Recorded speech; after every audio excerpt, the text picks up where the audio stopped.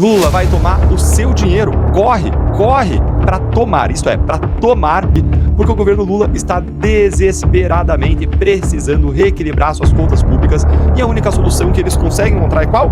Passar a mão grande no seu dinheiro, é claro.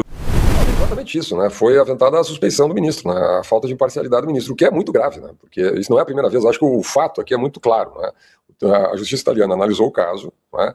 Identificou ali na postura do ministro Alexandre de Moraes, nesse caso, e aqui a justiça italiana que está dizendo, não é nenhum brasileiro, não é lulista, bolsonarista, não tem nada a ver com a polarização política brasileira, mas analisando o conjunto da obra, quer dizer, o que a justiça italiana está dizendo? Que o ministro já tinha uma posição pré-figurada, manifesta, pública, relativamente a esses personagens, né?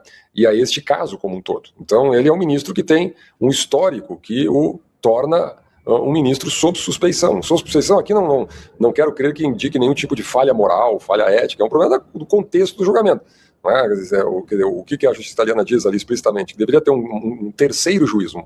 Um juiz terceiro, que eles dizem, né? Um juiz independente, sorteado, né? Fora, por exemplo, de um processo como os inquéritos de fake news. Os inquéritos de fake news, tudo é então você não tem sorteio, aquilo é direcionado por um inquérito, já tem um relator, o relator vem ao longo do tempo desenvolvendo uma posição muito clara sobre esses fatos, sobre esses assuntos, então ele é um pouco o acusador, ele é em grande medida, ele é o julgador, ele conduz a investigação, acusa, julga, e em muitos casos é a própria vítima, como o caso do Eduardo Bolsonaro lá nos Estados Unidos, etc., com as sanções e assim por diante. Então, isso no Brasil, no calor da polarização política, de alguma maneira vai passando, né? Porque tem uma parte da sociedade que gosta, outra parte que não gosta, o ministro tem lá a maioria no Supremo, agora quando bate na justiça italiana não passa. Os juízes italianos não estão na polarização política brasileira, eles veem isso do ponto de vista puramente jurídico. Do ponto de vista puramente jurídico, uma situação como o inquérito de fake news não bate, não passa, né? Então, é uma situação constrangedora. Isso já aconteceu no caso do Oswaldo Eustáquio, vamos lembrar, vale a pena até quem gosta desses temas pesquisar.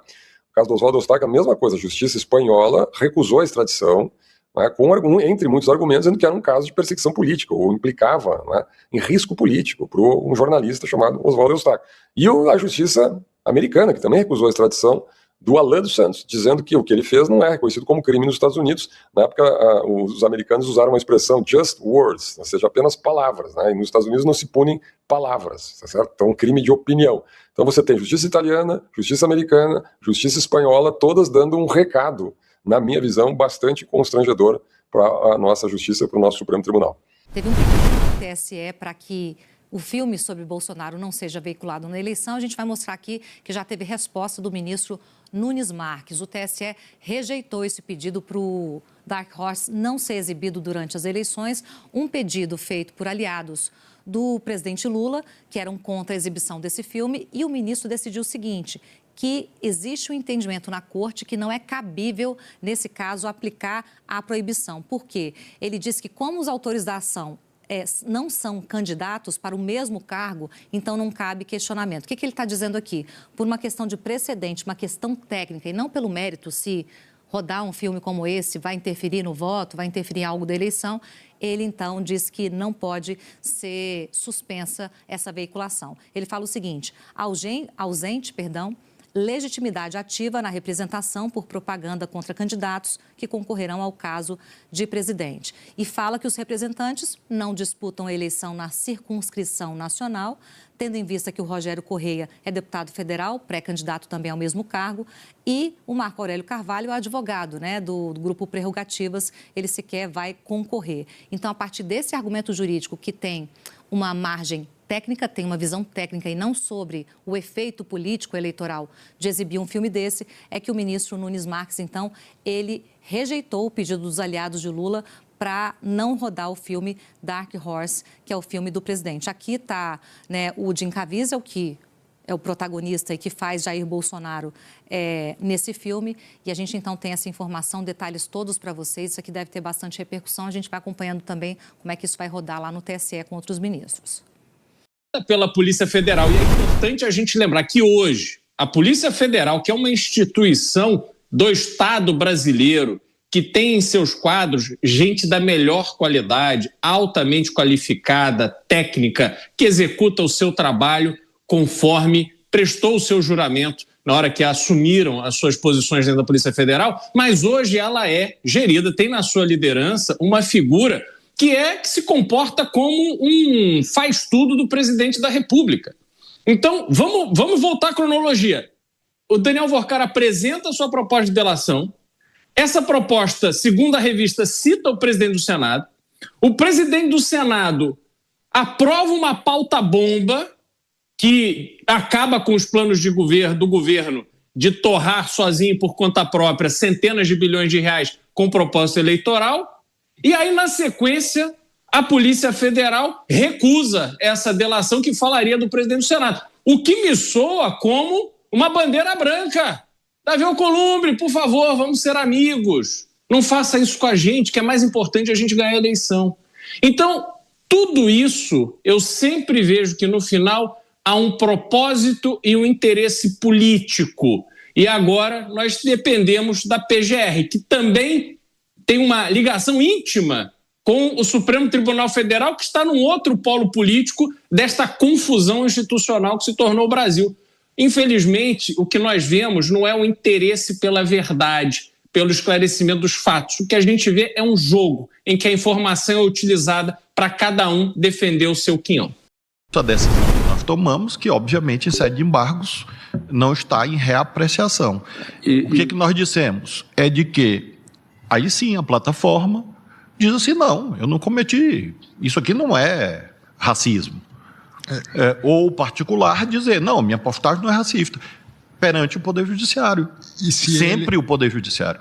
E se ele erra, ele vai ser responsabilizado. Não, mas olha, veja... Mas é inerente à atividade econômica. Por um ato de terceiro. Ministro. Eu só estou dizendo que nós estamos gerando um efeito inibidor na manifestação livre da sociedade, através da terceirização junto às plataformas. E é isso que está acontecendo. E simples assim. Mas aonde está acontecendo, ministro? Na decisão. Não, na decisão. No mundo real, na internet. No mundo real. Se Vossa Excelência abrir sua rede social, vai encontrar 50 crimes aí, não tem efeito inibidor algum. Na prática, não, infelizmente. Eu até gostaria que tivesse. Tem muito efeito inibidor, sim. Vamos rever os números de trás para frente e vamos ver quanto efeito inibidor deve estar acontecendo. O TCU investiga a transferência pelo governo do dinheiro esquecido nos bancos para um fundo que está sendo usado para o Desenrola 2.0. Rafaela Almeida, explica essa história.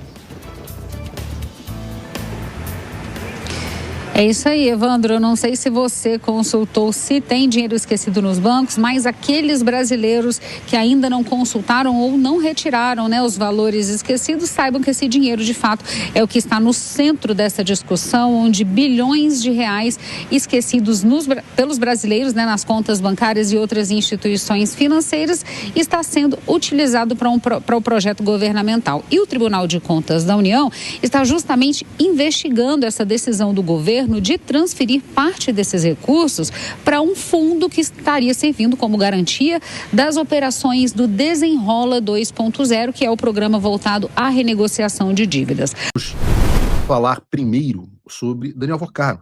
A gente está falando, a gente tem falado sobre vários assuntos relacionados ao Banco Master, mas sem dúvida alguma a questão sobre a qual para a maior expectativa nesse momento é sobre a delação do Daniel Vorcar.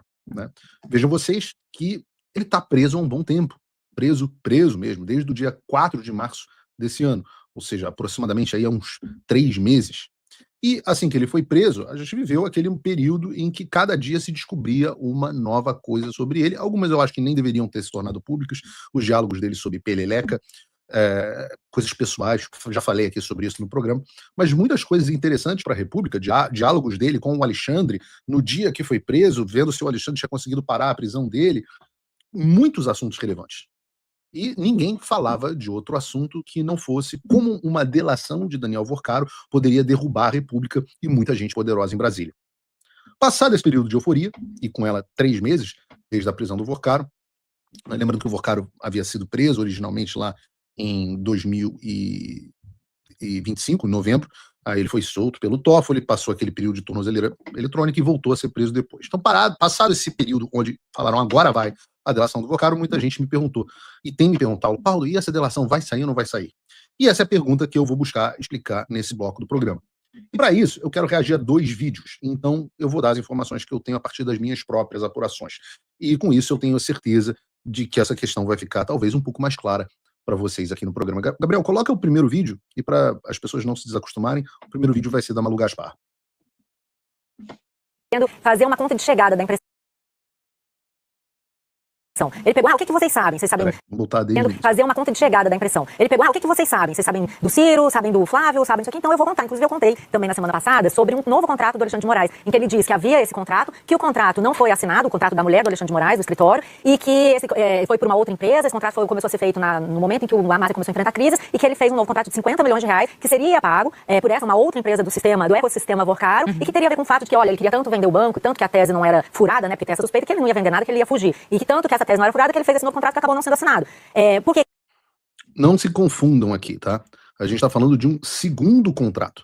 Existia um primeiro contrato do Master com a Viviane Bastos de Moraes, que nunca teve prestação de serviço, de 129 milhões de reais, mas não satisfeito, até porque o Master, no final das contas, entrou em intervenção, e aquele negócio, se você para de pagar o arrego do tráfico, você sabe o que acontece. Então, ele pegou uma outra empresa do ecossistema dele e fez um outro contrato, sem prestação de serviço, de 50 milhões de reais, totalizando aí, nos dois contratos, 180 milhões de reais. Então a gente sempre ficou falando que o Alexandre de Moraes recebeu pelo menos 130 milhões de reais de propina.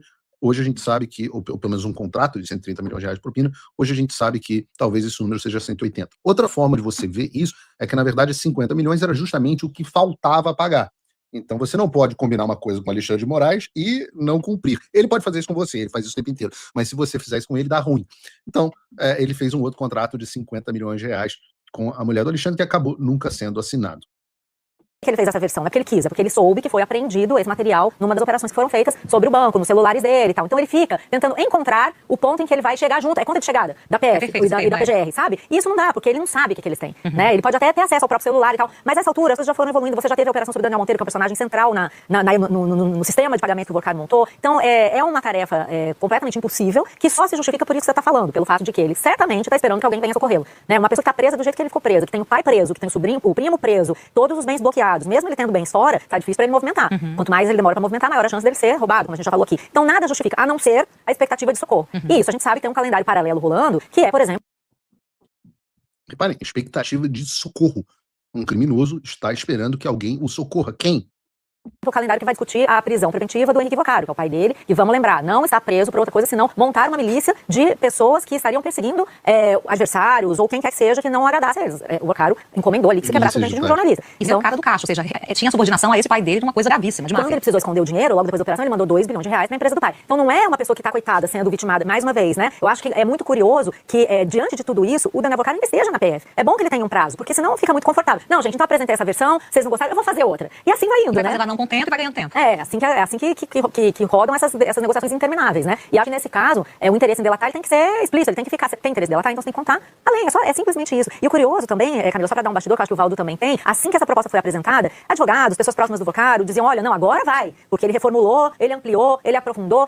Tá falando da segunda proposta que é essa que tá na mesa agora. E eu ouvi isso, ele virou a chave.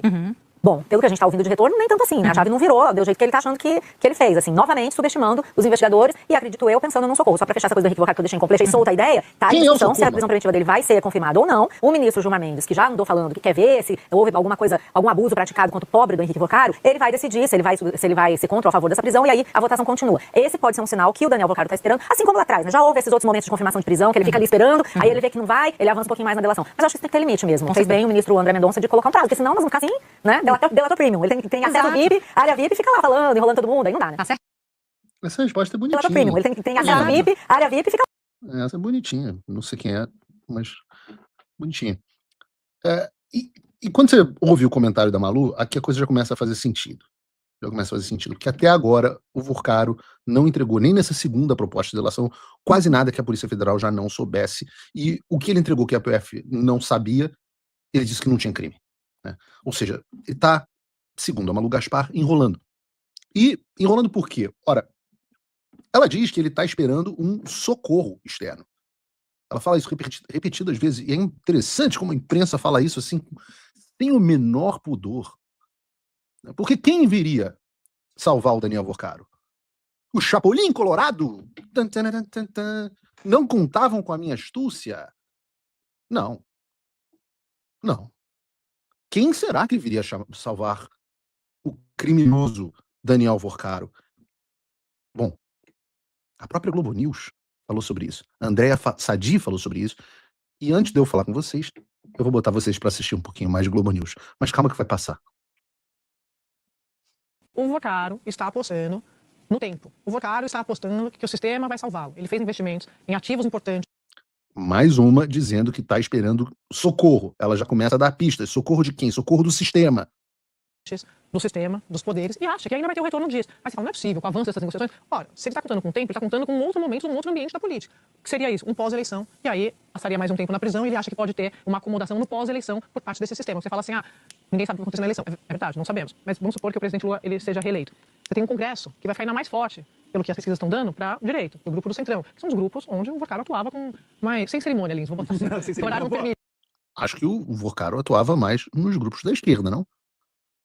O Centrão também. Mais intimidade. Então apostaria nessas conexões. Aí você fala assim, mas isso aí é um terreno Lula. Bom, mas até aqui, o que mais que a gente pode imaginar de uma pessoa que está presa, que já sabe o que o próprio celular é uma delação premiada. E está na segunda negociação e ainda assim, na visão de investigadores, não avança. Então que esse seria o cenário agora, desde sempre, na verdade, mas que agora está ficando ainda mais claro para investigadores que estão envolvidos com essa apuração. Então... O que eu tenho para dizer para vocês é o seguinte. Esse comentário bate parcialmente com as informações que eu tenho apurado. Eu não tenho as mesmas fontes da Sadi e da Malu Gaspar, mas a gente tem os nossos contatinhos, né? A gente sempre tem. De fato, Daniel Vocaro está fazendo uma conta de chegada e segurando a delação, evitando entregar aquele que todo mundo sabe que está metido até o fim, que é o Alexandre de Moraes. E a razão dele é muito objetiva. As pessoas, o sistema a qual a Andréa Sadi se refere, as pessoas a qual a Malu Gaspar se refere, de quem o Vocaro está esperando um socorro, são ninguém mais, ninguém menos que Alexandre de Moraes e Gilmar Mendes, que tem mandado, segundo a minha apuração, recados pesados para Vocaro para segurar as pontas e aguentar firme, porque essa crise, segundo eles, vai passar. É exatamente por isso que o Vocaro não está entregando quem que ele tem que entregar.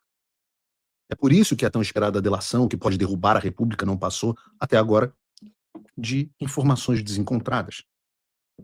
E aí você entra em um impasse, porque ao mesmo tempo em que isso acontece, e o Vocaro entregue migalhas à Polícia Federal, o André Mendonça não é idiota e não vai aceitar uma delação que não tenha o Alexandre, que é o principal e mais poderoso beneficiário desse esquema. Não existe delação premiada de Daniel Vocaro sem explicar a relação com a Viviane de Moraes, sem explicar os encontros com o Alexandre de Moraes. Não existe. Não existe como explicar a intervenção do Alexandre de Moraes junto ao Banco Central, junto ao BRB. É impossível. Vocaro sabe disso, André Mendonça sabe disso. Nesse meio tempo, então, que o Vocaro faz, ele vai tentando o mínimo para ficar numa prisão um pouco mais confortável. Já se ferrou, uma vez que dizem que está numa prisão agora bastante desconfortável. Está na expectativa de voltar a ter uma condição mais confortável e ganhar tempo. É esse o recado de Gilmar Mendes e Alexandre de Moraes para Vocaro. Então ele vai entregando pedaços da delação para ver se agrada o André Mendonça e a Polícia Federal, que ficam numa posição cada vez mais frágil, sobre a qual eu vou falar. Ontem, por exemplo, o Igor Gadelha publicou no Metrópolis que a nova delação do Vocaro mudou, e já cita, por exemplo, Antônio Rueda, o presidente da União Brasil. Cita também, finalmente, aqueles que nós já falamos aqui no programa que estão metidos com o Vocaro até o fim, e eu tenho detalhes dessa história. Estamos falando do PT da Bahia. Ele começa a falar do PT da Bahia. Nós já falamos aqui no programa, o PT da Bahia é onde o escândalo do Master nasceu. Quem ele também já aceitou jogar mais na fogueira para ver se não precisa entregar o Alexandre foi o Ciro Nogueira. O Estadão também trouxe uma reportagem sobre a nova delação e nela o Vocaro mudou a versão apresentada pela primeira vez. Antes ele dizia que o Ciro Nogueira era um amigo e que bancou viagens e festas para ele por conta da amizade, sem esperar absolutamente nada em troca. Agora, porém, já estaria dizendo, segundo os jornais, segundo o Estadão, que se tratava mesmo de propina para a defesa dos seus interesses. A emenda Master do Ciro Nogueira. Mas, Paulo, isso aí não é prova de que se o Vocaro entregar tudo, ele vai continuar preso e eventualmente vai delatar o Alexandre? De fato, à primeira vista, talvez haja até quem pense que esse impasse prejudica o Vocaro, porque o cara tá lá preso, em péssimas condições, e com o passar do tempo, a situação, o desespero vai aumentando e a situação faria com que ele decidisse falar, como ele estaria fazendo agora com o Rueda, com o Ciro e com o PT da Bahia. Eu já disse, vou repetir aqui, o caso do PT da Bahia, o buraco é muito mais fundo, segundo a minha apuração. Já disse, porque eu quero que vocês registrem. Mas aí entra um detalhe. Quem está correndo contra o tempo, ou pelo menos deveria, não é o Vocaro, mas sim o André Mendonça e a ala da Polícia Federal que quer ver esse caso apurado. Isso porque o Vocaro está preso preventivamente. Preventivamente. A prisão preventiva, segundo é pacífico nos tribunais, principalmente pós-Lava Jato, não pode ter caráter de prisão definitiva. Nesse sentido, nós não podemos nos esquecer que o Vocaro, como eu disse, está preso há 3 meses sem que haja uma ação penal contra ele. Eu não posso dizer que eu concordo que alguém fique preso 3 meses sem uma ação penal. Ora, se não há uma ação penal contra você, você sequer pode se defender. Você vai se defender contra o quê? De quê? Nós reclamamos disso em relação ao Alexandre de Moraes, e eu não posso, em sã consciência, justificar isso em relação ao André Mendonça. E, óbvio, só existe garantismo na esquerda para bandido, traficante, corrupto e por aí vai. Mas pensando nisso, como vocês acham que o Supremo Tribunal Federal vai decidir quando a defesa do Vocaro entrar com recurso dizendo que a prisão dele é ilegal? Ora, hoje nós não sabemos. Parece que nós temos um Fux, aliás, viva o Fux, e um Mendonça convictos na necessidade da manutenção da prisão, não sabemos por quanto tempo, mas restam na segunda turma o próprio Gilmar Mendes e Dias Toffoli, obviamente enrolados. O fiel da balança seria, então, Cássio Nunes, que, segundo muitos dizem, também está complicado em algum grau com o Vocaro e não parece muito convicto em relação a esse caso. Então não seria impossível pensar, portanto, que em algum momento vão soltar o cara e aí esquece da ação. Nos bastidores, a Polícia Federal já estaria avaliando rejeitar essa nova delação do Vocaro ainda sem o Alexandre. E a Veja reportou que eles estão esperando só um parecer da PGR para anunciar a decisão oficialmente.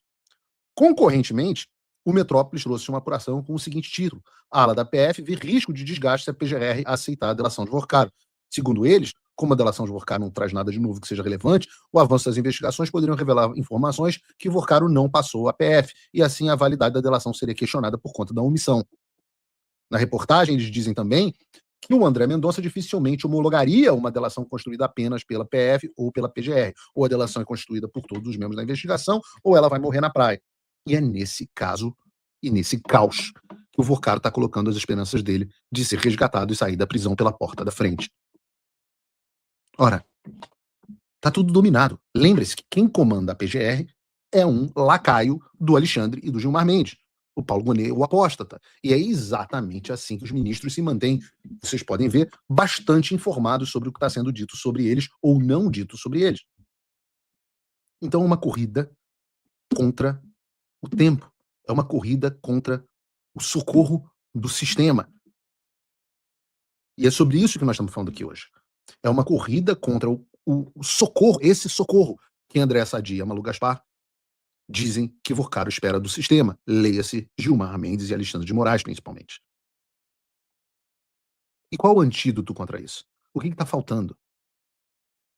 O antídoto é óbvio. E aqui eu faço um apelo ao ministro André Mendonça, que às vezes assiste o Paulo Figueiredo Show. Ministro, só precisa ter um pouco de coragem. E precisa começar a tornar públicos os fatos já sabidos da investigação. O público precisa saber. E eu não estou falando aqui de vazamentos para a imprensa, como fazia Sérgio Moro, como fazia Alexandre de Moraes. Eu estou falando aqui de retirar os sigilos de fatos da investigação que já foram levantados. Não há por que manter o sigilo de tudo, principalmente as coisas envolvendo Alexandre de Moraes, principalmente envolvendo o PT da Bahia, o PT, o Lula. O povo tem o direito de saber. E uma vez que os fatos sejam públicos, ou eles estão na delação de Daniel Vocaro, ou não existe delação de Daniel Vocaro. E volto a dizer, o povo tem o direito de saber o que acontece no Brasil. Em relação a todos. Tem alguma coisa envolvendo algum dos Bolsonaro, a direita, etc., etc., torne público. Eu volto a dizer, não é certo que um ministro esconda informações do povo brasileiro. Eu entendo, é claro que isso despertaria a fúria dos seus colegas do tribunal. Eu entendo que Gilmar Mendes e Alexandre de Moraes, figuras poderosíssimas, entrariam no modo de fúria contra André Mendonça. E que você entrar numa briga dessa sem saber se você pode vencer é muito arriscado. E é por isso que eu digo que é necessário ter coragem.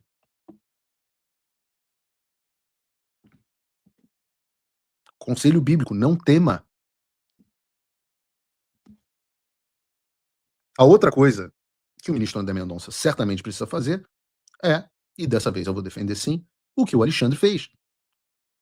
André Mendonça precisa escolher quem vai ser o delegado da Polícia Federal que vai conduzir as investigações, exatamente como fez o Alexandre durante anos e ainda faz no inquérito das fake news, no inquérito das milícias digitais e em todos os inquéritos que estão debaixo dele.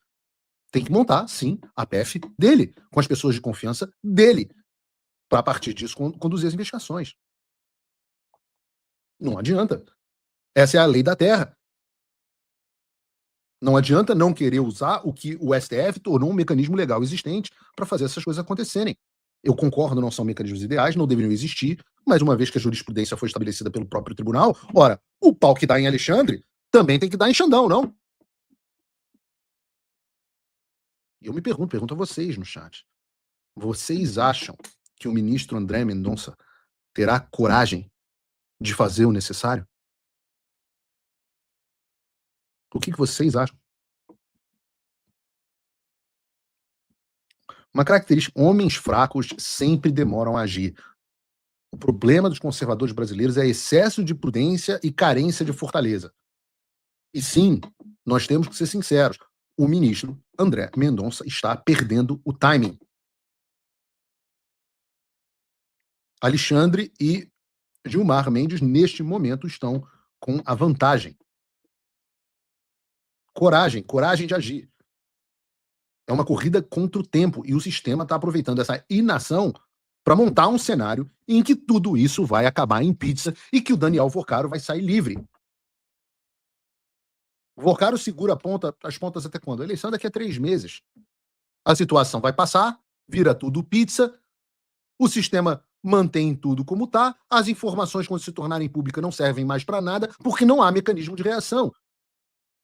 Em um ano eleitoral, o povo brasileiro não tem o direito de saber o que acontecia nos bastidores do poder do seu país.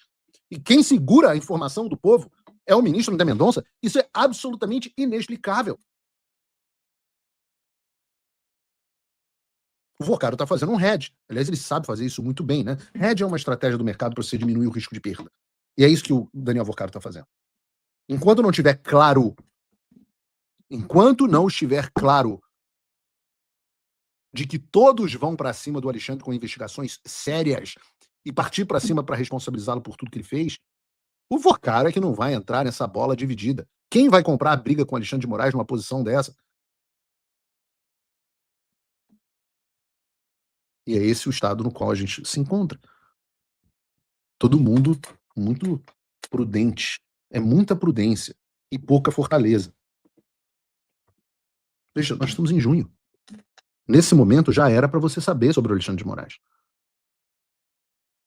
O que mais consta nos celulares do Vocaro? Não estou falando de conversas sobre pelelecas. Estou falando de, aparentemente, por exemplo, este outro contrato com a Viviane de Moraes já tinha se tornado de conhecimento dos investigadores. E por que não do público? E como o Vocaro já sabia que isso já teria se tornado de conhecimento dos investigadores? Como o Vocaro está fazendo uma conta de chegada? Vou falar sobre outros assuntos, né? Aliás, muita gente está se perguntando ainda nesse assunto, né? Mas e o Flávio? Nós já falamos na terça-feira como a delação do Vocaro, até o momento, inocenta completamente o Flávio Bolsonaro e confirma tudo que eu venho dizendo aqui sobre o da Costa. Mesmo que, ao contrário do Alexandre de Moraes, não haja incentivo para que o Vocaro proteja Flávio. Muito pelo contrário. Aqueles do sistema que estão hoje dizendo que vem em socorro de Vocaro têm todo o interesse de ver o Flávio incriminado. mas até o momento enforcaram inocente o Flávio.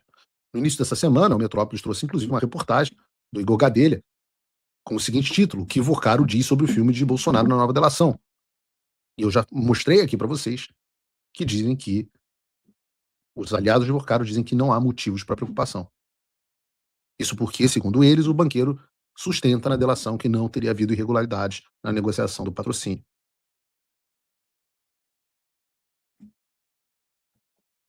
É o que sabemos até o momento. Obviamente, isso não é o suficiente para aplacar nem os veículos de esquerda, nem certos jornalistas descompensados da direita, e a gente vai falar sobre isso no próximo bloco. Mas antes eu peço aquele negócio que eu geralmente peço a vocês, que é a curtida do vídeo, a famosa curtida. Nós estamos aqui de novo com menos de metade das curtidas da audiência, e isso prejudica o engajamento do programa. Isso prejudica muito o engajamento do programa. Então peço a vocês que curtam o vídeo. Vocês aumentaram o número de curtidas e isso melhorou muito a audiência do programa nos últimos episódios. Então, vamos lá e aproveite para a gente usar esse momento para considerar a possibilidade de me apoiar. Enquanto eu dou um recado e volto em 1 minuto, vou falar sobre o Rodrigo Constantino, os comentários dele, a reportagem do PC Sept sobre o... Vamos lá. Vocês já devem estar sabendo que a Polícia Federal rejeitou a segunda delação. Se não sabem, já estou avisando, mas a gente vai chegar lá. Nas últimas horas, várias coisas aconteceram. O Lauro Jardim já falava desses possíveis indícios que nos faziam acreditar que a PF iria rejeitar mais uma delação do Paquito. Aí estava ali, né? PF ignora pedidos da defesa de Paquito para reuniões sobre delação.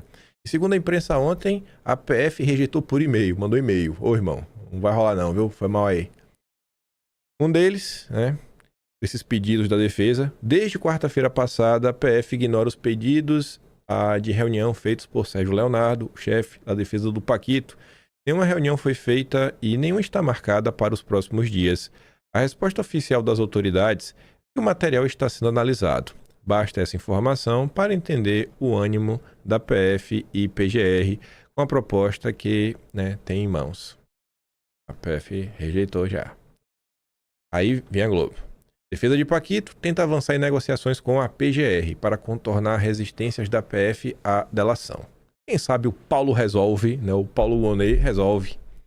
Aí dizia que, embora compartilhe por hora a percepção de que anexos ainda são insuficientes e carecem de meio de prova, a PGR tem demonstrado disposição para aprofundar o escrutínio do conteúdo e analisar eventuais complementações. Diante desse cenário, a estratégia da defesa passou a ser concentrar esforços no convencimento da Procuradoria sobre a relevância das informações oferecidas. A avaliação dos advogados é que um eventual parecer favorável da PGR poderia ajudar a superar as reservas manifestadas por integrantes da Polícia Federal e manter abertas as negociações para um acordo. Não só do Paquito, né, foi registrado pela PF, mas a Malu Gaspar disse que a delação do Paulo Henrique Costa tem a tendência de também ser rejeitada, só que pela PGR. E talvez também pela PF, né? Mas ele está dizendo no título PGR. Aí diz que no final de maio houve reuniões com a PGR e com a PF em que a defesa de Costa fez uma descrição genérica do que seriam os anexos do Executivo, mas até agora não houve manifestação do interesse em assinar o termo de confidencialidade que daria início ao processo de negociação formal de um acordo. Nem para começar, sabe?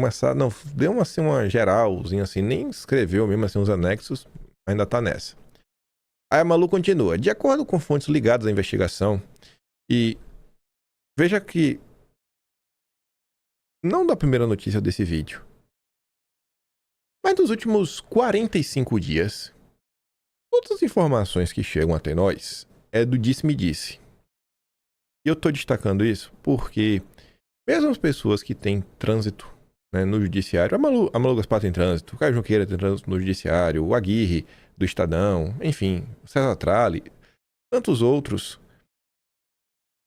Por mais que tenham acesso, você não pode sair comprando 100%.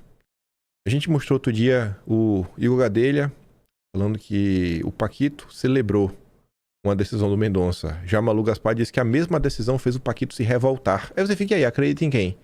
Porque não tem como a pessoa ficar comemorar ou se revoltar. Ou você tá feliz ou você tá triste. Como assim uma decisão que desperta as duas coisas no coração? Você fica triste e revoltado ao mesmo tempo? Quer dizer, revoltado e feliz ao mesmo tempo?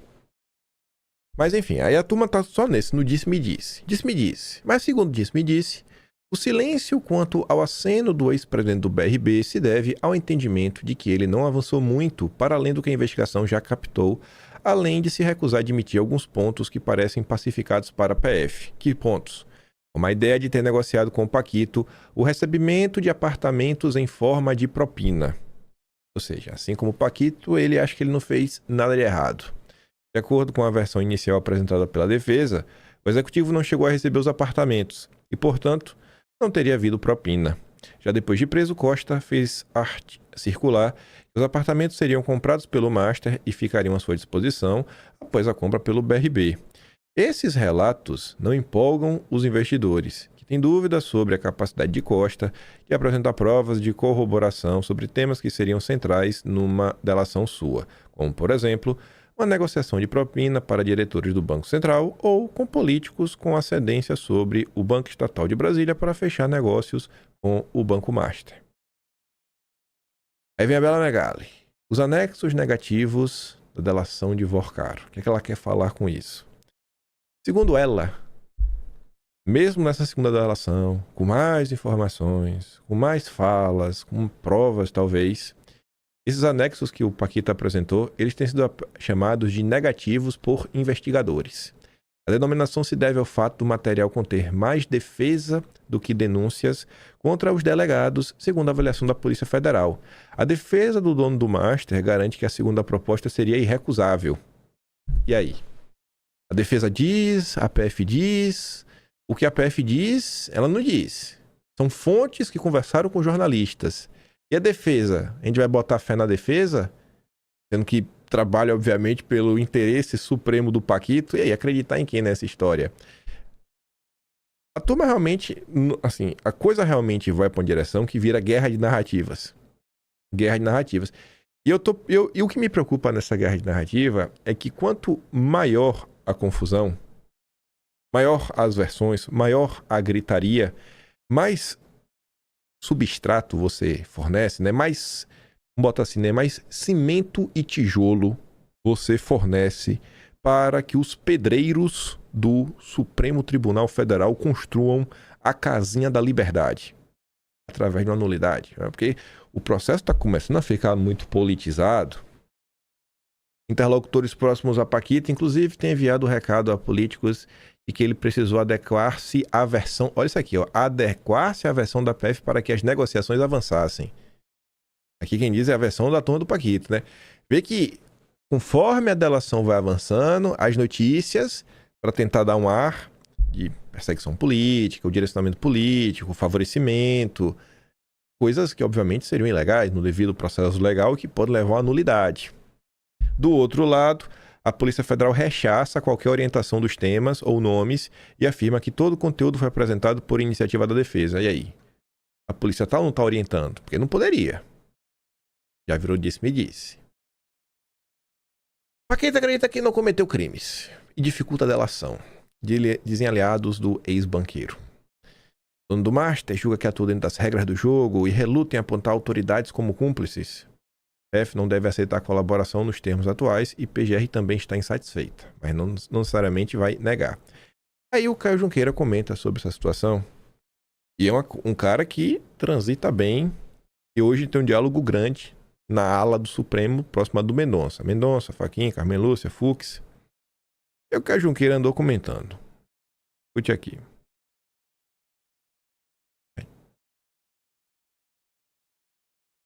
Esqueci de mandar esse vídeo pra mim mesmo. Abre aqui agora no Twitter. No perfil da Yara. Yara. Liga aqui. Ops. Mídia. Cadê Caio Junqueira? Cadê Yara? Cadê? Cara, por ter dado pause. Ter sido mais rápido. Aqui. Antes de mais nada, né? E ninguém, a não ser Polícia Federal, Procuradoria-Geral da República e o VERCAR e a Defesa tiveram acesso ao conteúdo da primeira e da segunda delação, né? O que a gente tem de informação é a partir das pessoas que dizem ter visto e dizem terem tido acesso. Aquilo que a gente chamou de entorno do VERCAR. Isso, esse é um pressuposto importante, porque tudo que está sendo visto, noticiado, falado e reportado pelos repórteres em geral é a partir de alguém que viu. E alguém que viu passa adiante o que achar que é conveniente dizer e ser tornado público. Isso posto, você tem basicamente duas versões, né, predominantes. Uma do entorno do VERCAR, entendendo que há uma má vontade das autoridades, da Polícia Federal e da Procuradoria-Geral da República em fechar esse acordo de colaboração premiada, em razão dos interesses todos de pegar o sistema, em razão das ligações da cúpula da Polícia Federal com a cúpula do Supremo Tribunal Federal, da cúpula da Procuradoria-Geral da República com o Supremo, com o Palácio do Planalto. Então, o entorno do VERCAR entende que a Polícia Federal e a PGR não querem fechar isso pelas suas conexões políticas e por quem está em cima deles na hierarquia de poder da República também não entende que é necessário fechar essa colaboração.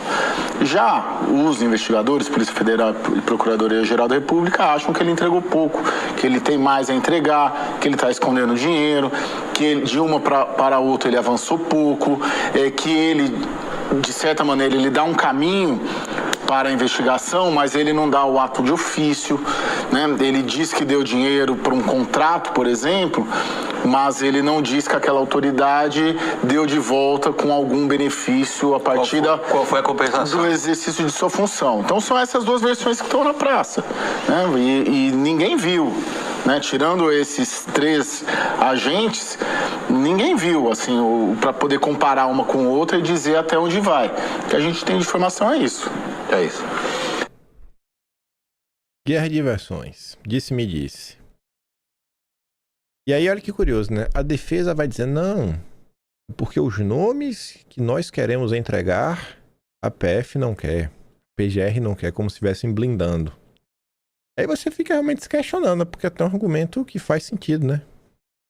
Porque você realmente sabe que tem alguns nomes que a própria imprensa já havia comentado, né? Altas autoridades olímpicas da República. Será que o Paulo Resolve iria botar para frente? Mas o tempo passou. Confirmou que a imprensa havia noticiando que a PF realmente iria rejeitar. Foi rejeitada.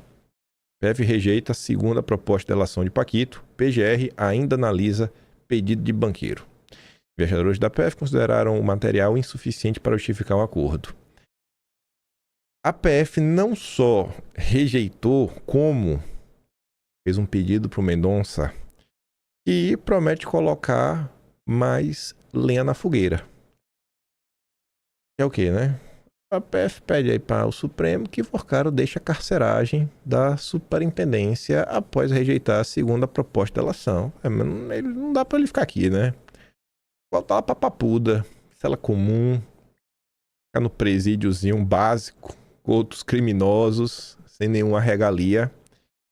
E o Paquito não quer voltar, né, para cela comum. Não é difícil de entender.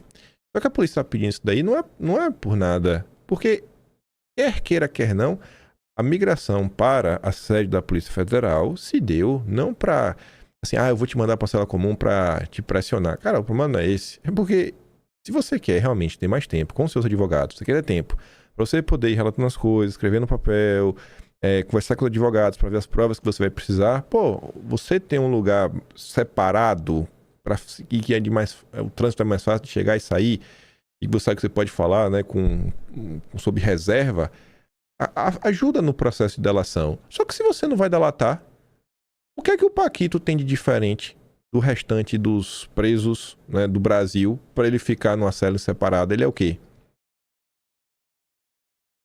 Aí vem o Caio Junqueira. Então, de Forcaro, aponta que PF nunca quis fazer delação premiada. É guerra de narrativas. Interlocutores do Paquito disseram à CNN ter a avaliação de que a PF nunca quis fazer uma delação premiada com um banqueiro. A leitura é que tanto na primeira tentativa quanto na segunda, a instituição atuou de maneira pro forma, sem dar andamento real às tratativas, nem demonstrado interesse em fechar um acordo. Questionados sobre eventuais motivos para essa postura, eles não disseram o motivo. Aliados do banqueiro contestam ainda a justificativa da PF de que a segunda versão da proposta era frágil e sem substância, como integrantes da PF afirmaram nos bastidores. Ao contrário, dizem que no documento apresentado pelo Paquito, ele se autoincrimina, faz confissões. Será que isso é real? Será que ele realmente se autoincrimina? Porque toda a imprensa falou o contrário nos últimos dias. Enfim, faz confissões e que há revelações que implicam possíveis práticas delitivas de autoridades. Se possíveis práticas é meio subjetivo, né? Afirmam também que a nova versão traz fatos inéditos que a Polícia Federal não conhecia. Medo de deixar a cela especial, livros sobre mercado e plano para dívida. Os dias do Paquito na prisão, antes da PF negar a delação. Aí diz que ele confidenciou a pessoas que o visitaram nos últimos dias o temor de perder o direito à cela especial na superintendência da PF. Temor de perder, mas vai perder. Vai perder. Isso não é preparação, porque o que é que ele tem que os outros presos não têm para ele ter esse benefício? Enfim, condição que ele conquistou para ter mais tempo para conversar com os advogados sobre os termos do acordo de delação premiada. A interlocutores, o Paquito reconheceu que a rotina, ainda que muito distante da que vivenciava quando estava em liberdade, é melhor do que a dos dias em que foi transferido para a cela de passagem da superintendência, bem menor do que a de Estado Maior e com acesso limitado aos advogados por até 30 minutos, e muito menos a do Presídio Federal de Brasília, onde passou dias em silêncio.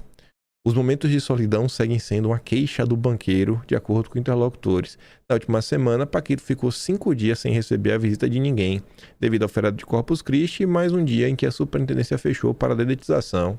Mas e aí? Não quis falar, né? Ou falou demais? E falou de pessoas que não tem como a polícia avançar diante do que foi dito em relação a algumas pessoas. Se bem que quando você olha os pesos pesados, que acho que o Brasil inteiro esperava, o Paquito falou que não aconteceu nada demais. Aí veio a Malu Gaspar para dizer que as apostas do Paquito para deixar a cadeia caso a delação seja rejeitada novamente. Aqui que reforça mais uma vez esse interesse, esse choque de narrativas e na politização do caso. O iminente fracasso nas negociações em torno da segunda delação tem feito os investigadores acreditarem que Paquito espera ser resgatado. E conseguir a prisão domiciliar no Supremo. Olha só. Isso porque estão no tribunal recursos que podem funcionar como boia de salvação caso a ala próxima do dono do Banco Master decida ajudá-lo a derrubar as decisões tomadas pelo André Mendonça. Só precisa ser 2-2. Só 4 pessoas votam. Basta o Cássio mudar o seu voto. Tá tudo resolvido. Aí, esse papo de resgate me assusta ainda mais. Porque uma pessoa só, você falar, é a safadeza de sempre. Só que quando você vê mais de uma figura com o mesmo papinho furado, gerando uma espécie de eco, junto com a imprensa falando, nossa, é resgatado, ele tá aí, né? E o pessoal falando, não, agora não, mas quem sabe depois das eleições. Aí escuta o que primeiro o Merval Pereira tá falando, né? O Michel Salles até escreve assim, ó. O cara está dizendo que Flávio foi visitar Vorcaro para pedir que ele não delatasse porque ele ia ganhar a eleição e dar um jeito de salvá-lo. Isso aqui é baixo doentio e demoníaco também, né? O Merval passou de todos os limites. Então... Na casa dele, em prisão domiciliar, né? Agora, pode ser que essa visita ainda piore a situação do Flávio, porque é aquela história que a gente estava conversando ontem. Ele está esperando a solução para o problema dele, o Vorcaro, né? Sim. E por que você acha que o Flávio foi lá conversar com ele? Tem gente que acha que o Flávio foi lá dizer, ó, fica calado, não faz delação nenhuma, que a gente vai ganhar a eleição e eu resolvo o seu caso. Não sei se isso aconteceu, mas é preciso ver que o Vorcaro precisa de uma razão muito forte para estar fazendo o que ele está fazendo, né? E pode ser que essa pesquisa, por exemplo, mostre a ele que a chance não é tão grande assim. Que ele não... Aqui eles têm um problema no meio do... Sem nenhuma prova, sem nada. O maluco fala, não, ó, tá vindo aqui pra gente conversar, bater um papo, fica calado aí que a gente vai vencer a eleição, eu te salvo. Sem nenhuma brilha, assuma que não tem prova nenhuma. Olha a responsabilidade da Globo News. Se fosse o Merval, ia deixar isso batido. Só que aí passou, eu nem ia comentar isso aqui em vídeo, de coração, que eu falei, mas isso aqui nem merece atenção. Só que quando você vê que além do Merval, em outro veículo de comunicação, que é o UOL, a turma vem com a mesma história, eu falei, cara, isso aqui já tá virando coincidência demais. Esse termo resgatado, tá ficando cada vez mais estranho esse caso do Master. Ali, né? Mônica Bergamo. O PF vai recusar nova delação, aí o Sakamoto vai fazer os seus comentários. Aí quando eu li o que a Irina escreveu, eu falei, olha o nível da canalice. Essa ala imunda da imprensa tenta vender que Vorcaro estaria esperando um governo Flávio Bolsonaro para ser salvo. Não pode ser aleatório. Escute o Sakamoto. Tem uma coisa nessa história inteira que a impressão é que o Vorcaro tá tentando ganhar tempo, na verdade, né? Tá tentando jogar pra frente. Além, é claro, eu concordo plenamente com o Walter com relação a essa questão do dinheiro, ele tá preocupado. Eu sempre repito aqui que Vorcaro não quer ficar vor pobre, né? Vor barato. No final das contas, ele quer levar o cascalho, quer continuar bilionário, quer continuar indo pra estação de esqui, talvez para levar os antigos amigos, como Ciro Nogueira, entre outros, né? Como já ficou demonstrado, mas ele não quer pegar busão que nem a gente, não quer pegar metrô, não quer. Ele quer andar de bicicleta, ele quer continuar nos carros de luxo e tudo isso mais. Então ele vai fazer de tudo pra não perder o patrimônio e tá costurando isso. Agora, ao mesmo tempo, a impressão que dá, porque é o seguinte, tem 8 celulares apreendidos. Um celular gritou, e o que o celular gritou alto, envolveu muita gente. A gente ficou sabendo de muita coisa, sem que o Vorcaro precisasse abrir a boca. Então, você tem mais 7 celulares. O que esses 7 celulares vão entregar para a República Brasileira, só Deus sabe. Ou só o André Mendonça, né, sabe neste exato momento, ou talvez nem ele. Só que o outro ponto é o seguinte, ou seja, o Vorcaro teria que entregar o quê? Elementos de ligação entre pontos que estão presentes no celular, conexões que não estão lá. Ele teria que entregar políticos que, em última instância, são a própria tábua de salvação dele, porque ele está preso. Ele pode sair de lá sem amigos e pobre. E para ele isso é a morte. Então, o que ele está fazendo? A impressão é que ele está fazendo de tudo para poupar políticos no aguardo de que algum desses políticos assuma o poder. É a impressão que dá, por exemplo, tendo em vista as revelações do Intercept Brasil, parece que o Vorcaro está poupando políticos e tá fazendo o que? Empurrando com a barriga, espera que Flávio Bolsonaro ganhe a presidência da República, para ser bem objetivo e bem direto. Porque é o seguinte, uma vez que Flávio Bolsonaro teve... Ele está poupando políticos na esperança que Flávio Bolsonaro vença e lhe salve. Isso não pode ser coincidência. Não é coincidência. Não é coincidência. Sem prova nenhuma, bicho. Rapaz, é absurdo. Uma vez Flávio Bolsonaro teve aquela relação comprovada, chamou de irmão o Vorcaro, falou estou e estarei contigo sempre. Eu não falo isso pra qualquer pessoa, não. Acho que Josias, Walter, Fabiola, Thaís, a gente não é facinho a ponto de soltar um estou contigo e estarei contigo sempre. Né? Isso aí pra meia dúzia de pessoas. E o senador Flávio Bolsonaro soltou essa enquanto pedia 134 milhões de cascalhos pro Vorcaro. Então, no final das contas, a impressão é que ele quer ganhar tempo, que esperando que talvez lá na frente alguém saia em socorro dele, porque também tem muita gente que se ele começar a piar alto, vai ser envolvido, e aí pode ser qualquer político, né? Ou esperando que talvez num possível governo Flávio Bolsonaro, os aliados, eu não estou nem falando exatamente pelo próprio senador, mas um monte de aliado, o próprio Ciro Nogueira, que é aliadíssimo de Flávio Bolsonaro, e já apareceu nas investigações, teve ações, operações contra ele, alguém sai em socorro de Vorcaro, Fabiola. Tu vê, né? Os caras não trazem nenhuma informação nova. Até aquele vídeo de ontem, daquela jornalista Edna, demitida da Globo News, falando assim que não tem mais fatos. A galera agora é paga só pra tecer opiniões. E opiniões que todas têm o mesmo lado. É o lado do Lula. Aí a Aninha também falava que a Malu Gaspar estava mais preocupada em fofoca de bastidor do que qualquer outra coisa. Mas tem umas fofocas que são boas. Ela vai falar disso. De Marpalusa, do grande evento jurídico brasileiro. Do Marpalusa ao caso Master. Um festival de cinismo assola o país. Junho já entrou para o calendário nacional como o mês em que o festival de cinismo que assola o país, ou FECIAPAR, na sigla que eu acabo de inventar, vive o seu ápice. Como se fosse a coisa mais normal do mundo, o Congresso para, o Judiciário entra em operação padrão para que políticos, autoridades, empresários, advogados, lobistas e jornalistas migrem para Lisboa por uma semana para interagir e cobrir o maior evento de lobby judicial do mundo, o Jumapalooza, promovido pelo ministro, e seus braços acadêmicos, o IDP-FGV. Como reação a quem aponta o atentado à ética e independência judicial que o evento representa, virou moda entre os frequentadores para pagar a qualidade das palestras. Ainda que não se tenha produzido um texto de repercussão sobre seu conteúdo, nem se consiga explicar por que precisam todos ir para a Europa, muitos às custas do contribuinte, para discutir temas que poderiam perfeitamente ser debatidos no Brasil. Talvez porque ficaria chato ter de dar satisfação sobre um painel montado só para representantes de bets se defenderem da dura perseguição que sofrem, os coitadinhos, ou os planos de saúde, os cartórios, as mineradoras. Enquanto na programação paralela, o presidente da CVM debate alegremente a evolução regulatória de ativos tokenizados com um dos advogados do Banco Master perante a própria CVM. Master que, aliás, foi o sujeito oculto do Fórum Jurídico de Lisboa. Para quem não sabe, nome oficial do Converscote. A sombra do escândalo fez minguar a plateia de políticos e autoridades, ministros do governo Lula, aos integrantes de cortes superiores. Não adiantou Gilmar ter procurado vários deles para cobrar presença. O único ministro do Monte Olimpo que foi no Pedro III. Que, além de protagonista do caso Master, também foi estrela do evento. Um dos momentos mais comentados foi o encontro em que ele e o meu querido Dedé, dono do BTG, se reuniram para acertar os ponteiros.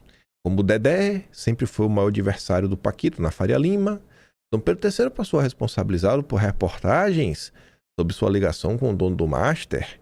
Agora que o foco se voltou para o Centrão e para o Dark Rossi, parece ter se aberto uma brecha para a pacificação.